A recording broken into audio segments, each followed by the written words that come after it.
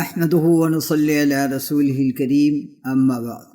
সুধী দর্শক শ্রোতা, সামনে আমাদের যে আমলগুলি আছে তার মধ্যে একটা বড় আমল হলো ইতিকাফ, আরেকটা হলো সদকাতুল ফিতর। এক ব্যক্তি প্রশ্ন করেছেন যে এই বছরের সদকাতুল ফিতরের পরিমাণ কত নির্ধারণ করা হয়েছে। এই ব্যাপারে উত্তর হলো যে এই বছর আমাদের ইসলামিক ফাউন্ডেশন উলামা পরিষদ গঠন করে যে সিদ্ধান্ত নিয়েছেন সেই সিদ্ধান্তটা হলো সর্বনিম্ন 70 টাকা এবং সর্বোচ্চ 2200 টাকা বা 2200 টাকা। এই পরিমাণটা কেন নির্ধারণ করা হলো, এই রকম এত ডিফারেন্স কেন হলো, সে সম্পর্কে হাদিসে 2 রকমের বর্ণনা রয়েছে। একটা বর্ণনা রয়েছে যে রাসূল সাল্লাল্লাহু আলাইহি ওয়াসাল্লাম বলেছেন, যে হাদিসটা আবু দাউদ শরীফে রয়েছে, যে নবী করিম সাল্লাল্লাহু আলাইহি ওয়াসাল্লাম বলেছেন, সাউম মিন বুররিন আও কামহিন আনিসনাইনি সগীরিন আও কাবীরিন হুররিন আও আবদিন যাকারিন আও উনসা। এর অর্থ হলো যে 100 পরিমাণ আটা বা গম 2 জনের পক্ষ থেকে দিতে হবে। সে 2 জন ছোট হোক বা বড় হোক, গোলাম হোক বা বাদী হোক, যেই হোক না কেন। সুতরাং 100 পরিমাণ 2 জনের পক্ষ থেকে দিতে হবে। এখন 100 কাকে বলে? এটা হলো একটা পরিমাপ। 3 কেজি 300 গ্রাম বর্তমান পরিমাপ অনুযায়ী 100 হয়ে থাকে। সুতরাং অর্ধ সা হবে একজনের পক্ষ থেকে আটা বা গম। সেই অর্ধ সা মানে হলো 1 কেজি 650 গ্রাম।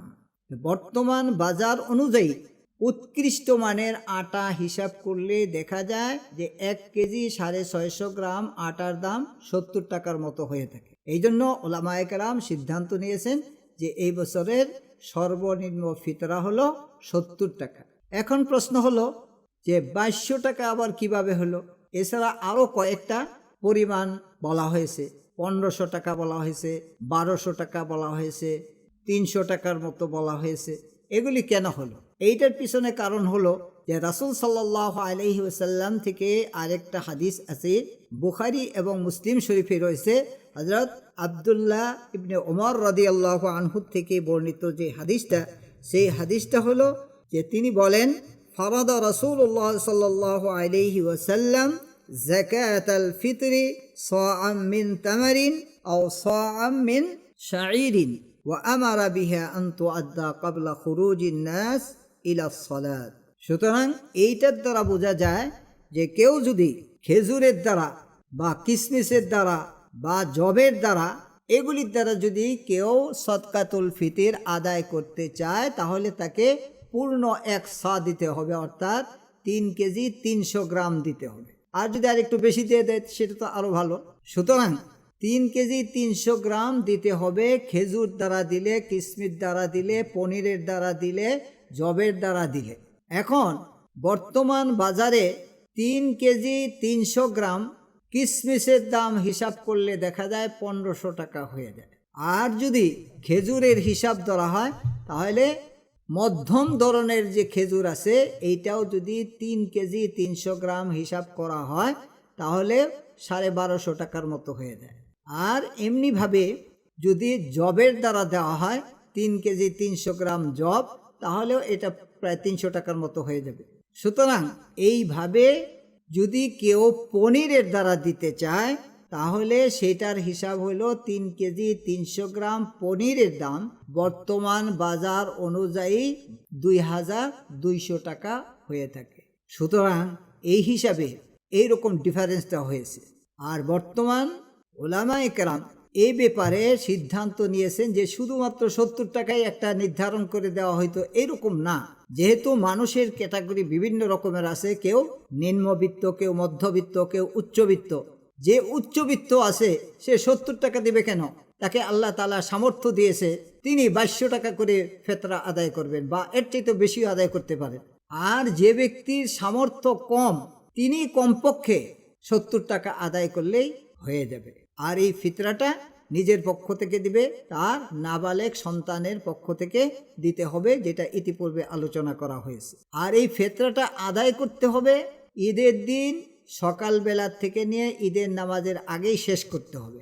এখন কোনো ব্যক্তি যদি এই টাইমের মধ্যে দিতে পারলো না, অথবা তার দেশের বাড়িতে তার গরিব আত্মীয় স্বজন আছে তাদেরকে দিবে, এইটা যদি হিসাব করে আলাদা করে রেখে দেয় তাহলে এটা আদায় করার মতোই হয়ে গেল।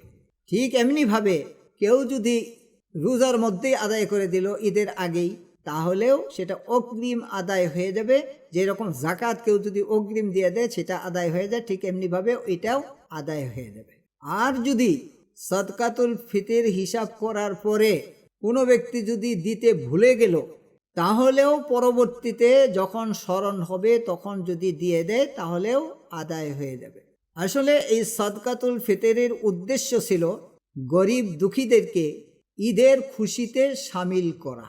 আর এটা যদি তাদেরকে টাকা দেওয়া হয় তাহলেই উত্তম, আর যদি বস্তু দেওয়া হয় তাহলেও দেওয়া জায়েজ আছে, কিন্তু টাকা দিলে উত্তম। এই জন্যই দেখা গেল ওই লোকটার ওই দিন টাকার দরকার অন্য কিছু কেনার জন্য, এই জন্য টাকা দিলেই উত্তম। ওই দিন হয়তো তার খাদ্যদ্রব্যের দরকার নাই, খেজুরের দরকার নাই, বা আটার দরকার নাই, জবের দরকার নাই, পনিরের দরকার নেই। টাকা যদি দিয়ে দেওয়া হয় তাহলে এটার দ্বারা সে হয়তো কাপড় চোপড় কিনতে পারে বা অন্যান্য তার প্রয়োজনীয় জিনিসপত্র সে কিনতে পারে। এই জন্য উলামায়ে কেরাম ফতোয়া দিয়েছেন যে টাকা দিয়ে দেওয়াটাই হলো উত্তম।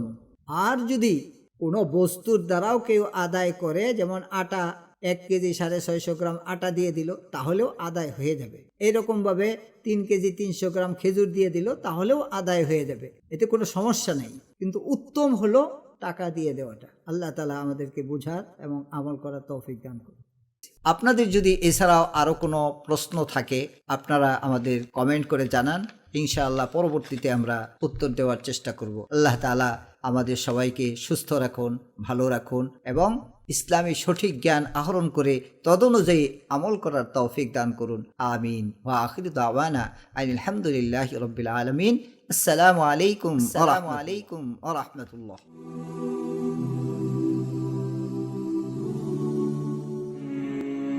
ভিডিওটি ভালো লাগলে অবশ্যই লাইক দিবেন, শেয়ার করবেন, আর আপনাদের কোনো মন্তব্য বা প্রশ্ন থাকলে কমেন্ট করে জানাবেন। আমাদের সাথে থাকার জন্য অবশ্যই চ্যানেলটি সাবস্ক্রাইব করে রাখুন এবং বেল আইকনে ক্লিক করে রাখুন। সবাই ভালো থাকবেন, সুস্থ থাকবেন। ধন্যবাদ।